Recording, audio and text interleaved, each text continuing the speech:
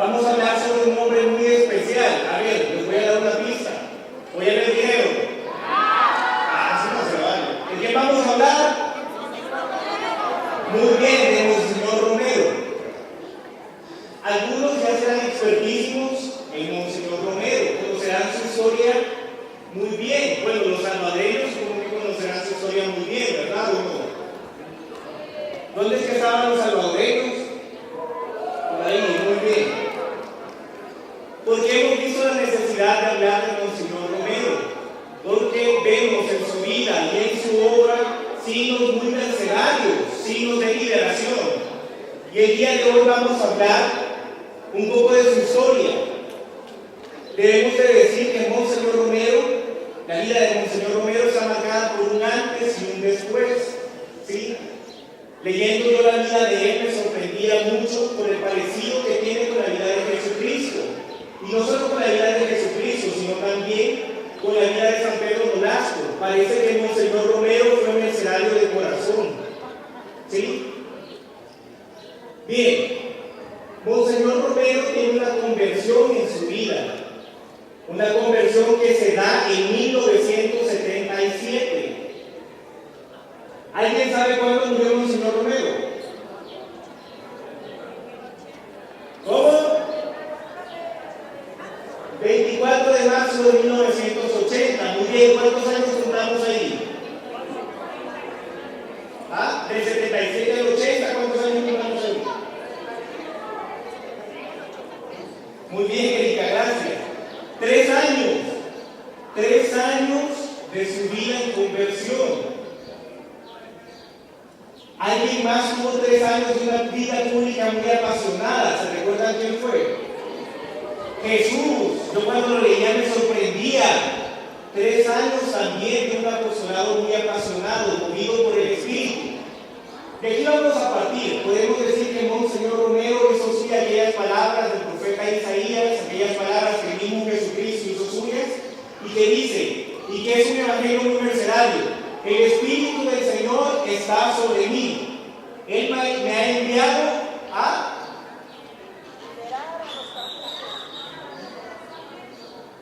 anunciar la buena nueva del Señor. ¿Qué más? Proclamar la libertad a los cautivos. ¿Qué más? La buena nueva, proclamar la buena nueva y el año de gracia del Señor. Muy bien. Monseñor Romero tiene suyas estas palabras definitivamente.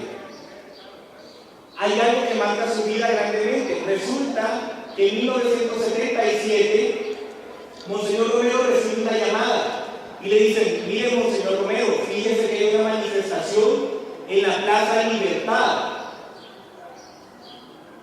Hay una manifestación de los campesinos que están exigiendo tierras, una reforma agraria, no sé qué. Y tenemos miedo porque pensamos que los van a venir a reprimir el ejército y que eso puede acabar muy mal. ¿Y saben qué contestó Monseñor Romero?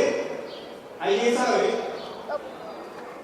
Monseñor Romero viene y les contesta: bueno, hermanos, yo les voy a acompañar desde aquí con mi oración. A ver, esto fue antes de su conversión. Si pudiéramos describir a Monseñor Romero antes de su conversión, podríamos decir que era un sacerdote muy conservador, muy correcto, muy honesto. Podemos decir que era una persona tímida. Podemos decir también que era un poquito miedoso, digámoslo con cariño, era un poquito miedoso Monseñor Romero. Resulta también que era amigo de las familias ricas. ¿Cuántas familias son? 14, las 14 familias millonarias que son dueñas de casi todo El Salvador. Resulta que era muy amigo de ellos. Era amigo del candidato a la presidencia, era amigo del comandante de la Fuerza Armada, y se podría decir que mucha influencia en El Salvador, también de los obispos. Cuando él nos nombra al arzobispo de San Salvador, resulta que la parte conservadora se alegró mucho. Decían: vamos a estar bien, vamos a estar tranquilos. Bien, nos situamos. 1977, recibe esta llamada y dice: bueno, yo voy a rezar desde aquí por ustedes. Resulta que un mes después viene su conversión. Y recuérdense que vemos en la Escritura cómo la conversión viene por el Espíritu Santo, ¿verdad? Cómo el Espíritu nos mueve a cambiar de camino. De hecho, convertirse significa eso, metanoia. Es como rehacer el camino. Vamos por un camino, no, por aquí no era. Entonces regreso y rehago el camino. Monseñor Romero rehace su camino. Dicen que hay dos formas de sentir el Espíritu. Como el profeta Elías, dice que entonces sintió una suave brisa, sí, y allí estaba Dios. Pero hay otra forma también, y es la forma de Pentecostés. Y dice que se vino un viento huracanado cuando estaban allá en el cenáculo en oración, María con los discípulos, ¿sí? Y se manifiesta el Espíritu. Bien, les lanzo una pregunta. ¿Cómo creen que el Espíritu Santo se habrá hecho presente en la vida de Monseñor Romero? ¿Como una suave brisa o como un huracán? Como un huracán en Tamborayán. Pues bien, Monseñor Romero tenía, más adelante lo aclaramos, Monseñor Romero tenía un amigo muy querido, un sacerdote jesuita, llamado Rutilio Grande, que era también su consejero, su íntimo amigo y su consejero. Y resulta que Rutilio Grande le llama, también por esos días, y le dice: mira, le dice, fíjate que soy muy preocupado por la situación del país. Y Monseñor Romero le dice: no, Rutilio, tranquilo, con el nuevo gobierno las cosas van a estar tranquilas. Le dice: no te aflijas. Un mes después muere Rutilio Grande, en 1977, el íntimo amigo de Monseñor Romero. Y entonces él siente una profunda tristeza en su corazón, porque es cierto, era solo un hombre, pero era uno más del montón que habían asesinados. Y entonces Monseñor Romero se convierte, empieza su conversión. Ahora veamos un después. Hemos dicho, hay un antes. ¿Y cuál es el después? ¿Cómo sería el carácter de Monseñor Romero después de la muerte de Rutilio Grande? Monseñor Romero decía, él mismo decía: yo vengo de una familia pobre, pero parece que había olvidado sus raíces. Y entonces empieza a tener contacto con la gente más pobre y necesitada. Y resulta que se va a meter a los cantones en El Salvador a comer con la gente que iba descalza, que tenía en las manos y los pies llenos de tierra. Y se va con la gente más sencilla. Y empieza a tomar cierta lejanía de los poderosos. No como una venganza, sino como un deseo de justicia. Y empieza él a expresar en sus homilías: ¿qué fuera de la iglesia si no es una iglesia que denuncia y que anuncia? Decía él. Hay una de sus homilías que me impresiona y dice: ustedes me han ofrecido dinero, dice, porque quieren que cambie mi mensaje, pero mi mensaje no va a estar condicionado por ustedes. Yo no les voy a vender mis palabras, porque mis palabras son las palabras de Cristo. Mi enseñanza es la enseñanza del Evangelio, decía él. Muy bien. Estos datos nos ayudan para sentir y valorar mejor este cambio que Monseñor Romero tuvo. Él mismo dice que en alguna ocasión le tocó recoger cadáveres. En sus homilías lo dice: yo he ido y he recogido muertos, dice. He ido caminando y me he topado con muertos. A él le tocó escuchar los lamentos de madres que gritaban desoladamente por la pérdida de sus hijos, aquellos que habían muerto y aquellos que estaban desaparecidos, que hasta el día de hoy hay mucha gente desaparecida en El Salvador que nadie sabe qué fue de ellos, ¿verdad? Si los mataron, si se fueron a otro país o qué fue lo que pasó.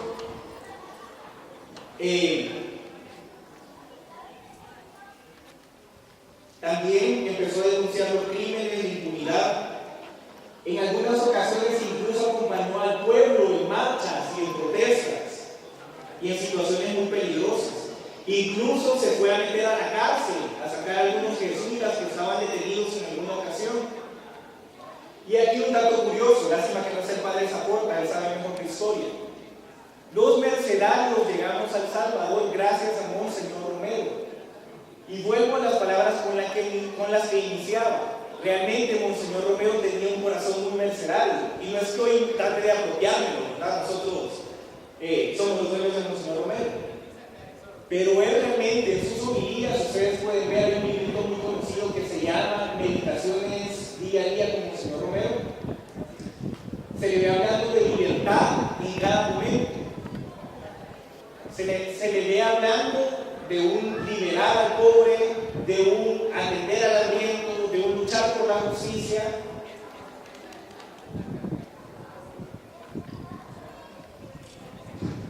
Y bien,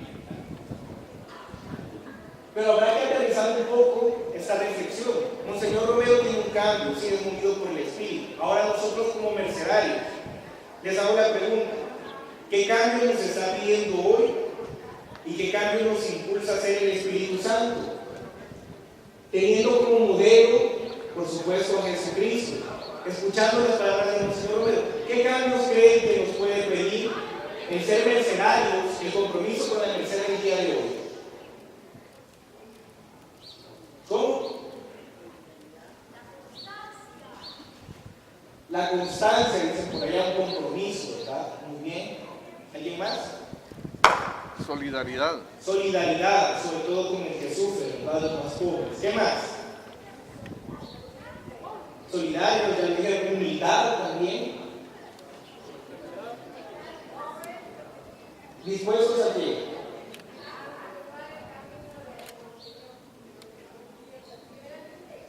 Muy bien, están dispuestos a continuar el camino de Jesucristo. Yo les diría, el compromiso que hoy nos pide el Espíritu es que seamos comprometidos, que seamos expertos en libertades, que seamos expertos en esclavitudes, que liberemos, que empecemos nosotros mismos a hacernos libres del pecado y a denunciar aquello que no está bien.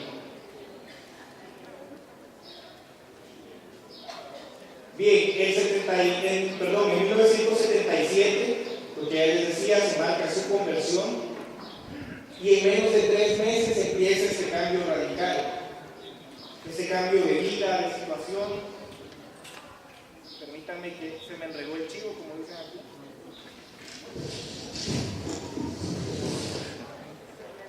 Aquí está. No. Bien, les quiero leer algunas partes de su homilía para situarnos como Monseñor era experto en libertades. Dice, cerca de su cumpleaños, ¿alguien sabe cuándo nació Monseñor Romero? 15 de agosto, muy bien, ¿de qué año? 1900, ¿qué? 18, 17, muy bien. Dice, esta es de la homilía del 21 de agosto de 1977, ya había empezado su conversión. Entre los acontecimientos de esta semana, sin duda que son muchos, pero puedo rescatar con sentido de gratitud la celebración de mi cumpleaños, donde he comprendido una vez más que mi vida no me pertenece a mí, sino a ustedes. Unas palabras muy mercenarias, ¿verdad? Nosotros tenemos un eslogan que hace poco se ha puesto de moda: alegremente dispuestos a dar la vida, ¿verdad? O mi vida por tu libertad, también, que se ha escuchado. Dice también en homilía del 25 de noviembre del mismo año: liberación quiere decir que no existe en el mundo la explotación del hombre por el hombre. Liberación quiere decir redención, y quiere liberar al hombre de tantas esclavitudes. Esclavitud es el analfabetismo, esclavitud es el hambre, por no tener que comprar, por no tener con qué comprar comida. Esclavitud es la carencia de techo, no tener donde vivir. Esclavitud es miseria. Todo eso va junto. Y definitivamente hay una evolución en su pensamiento. Se va notando cada día más su entrega por el pueblo, su entrega por los necesitados. Y en las homilías del siguiente año, de 1978, se nota un cambio, un mayor compromiso con el pueblo. Dice la homilía del 26 de marzo de 1978, dice: la iglesia no puede ser sorda ni muda ante el clamor de millones de hombres que gritan liberación, oprimidos de mil esclavitudes.